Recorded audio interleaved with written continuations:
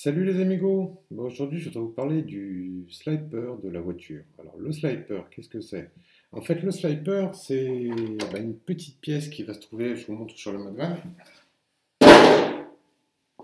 une petite pièce qui va se trouver ici. Alors, on va la voir un peu plus en détail, mais d'abord, je vais vous expliquer un petit peu. En fait, le sliper, pour résumer, ça remplace sur un 4 roues motrices le diff central.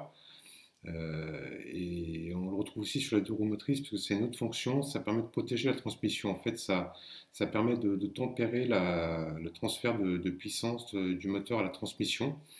Ça le fait patiner, alors c'est utile sur la réception des sauts de façon à ce que ça ne se bloque pas. Ça sert aussi de réglage sur les sols glissants. En fait, s'il est trop serré, la gouache de la voiture, la pêche arrive tout de suite et la voiture patine dans tous les sens. Donc, ça lui permet de démarrer plus en douceur. Donc, on peut faire un réglage sur le long terrain. En théorie, il faut que ça glisse, quoi. Un sliper, c'est fait pour glisser. Donc, il y a plusieurs manières, plusieurs méthodes pour le régler. Celle que j'utilise, moi, c'est tout simplement, en fait, je tiens la voiture. Euh, Derrière, j'accélère un petit peu, faut qu'on l'entende glisser, faut pas qu'elle parte, faut pas que le moteur coince. Quand ça coince, ça fait ça, je vous montre. On va simplement entendre le moteur qui se coince et on va pas entendre le sliper fonctionner. Voilà, vous voyez, il n'y a rien à faire, on a beau la bloquer, voilà. Ça fonctionne pas, ça glisse pas, ça slipe pas. Donc quand ça slipe pas, il faut agir sur le sliper. Alors sur le Madvan MK2, pour l'instant je suis sur ce châssis. C'est bon, pas des plus pratiques parce qu'il faut démonter la partie qui est ici, le retirer. Souvent sur les 4.2, les 4.2 de compète, type T4, c'est ce que je connais, et puis les autres que j'ai étudiés, que j'ai regardés. Euh, il est plus accessible pour faire des réglages vraiment selon le type de la piste, faire des réglages rapides. Bon, n'empêche, quand il faut y aller, donc on va démonter.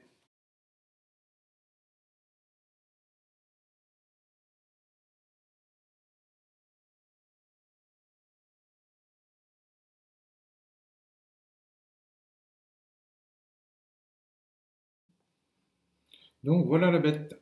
Donc le sliper, ça se présente comme ça. Je vais vous montrer là, peut-être vous verrez mieux.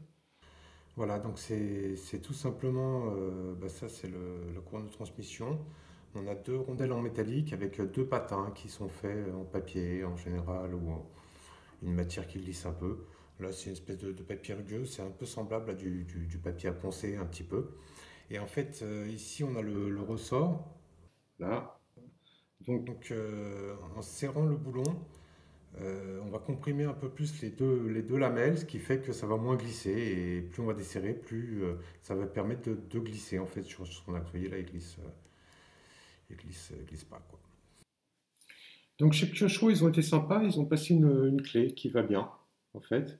Donc on va actionner, vous voyez là, le petit boulon. En l'occurrence, moi je vais le desserrer. Et puis on peut déjà faire un contrôle manuel pour voir comment ça glisse. Je vais le desserrer un chouille, un petit peu plus, je l'avais vraiment trop serré moi.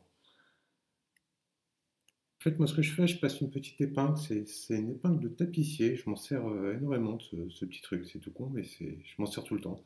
Et là, en l'occurrence, ça me permet de coincer, en fait, de coincer l'axe du sliper, et puis de voir manuellement ce que ça donne. Donc là, je vois qu'elle peut tourner sur son axe, et ce qui fait que, bon, ça va sliper normalement. Donc, on remonte et on voit ça.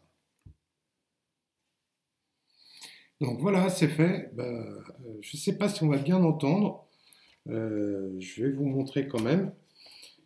Donc ça glisse en fait quand on accélère, on doit l'entendre glisser. Voilà, je vous montre en fait tout simplement. Bon là c'est le roue qui glisse, on va le bloquer un peu plus.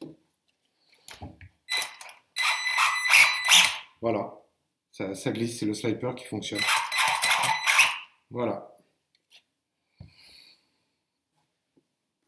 Écoutez, j'espère que ça peut être utile à certains d'entre vous. Sinon, amusez-vous bien. Ciao, ciao.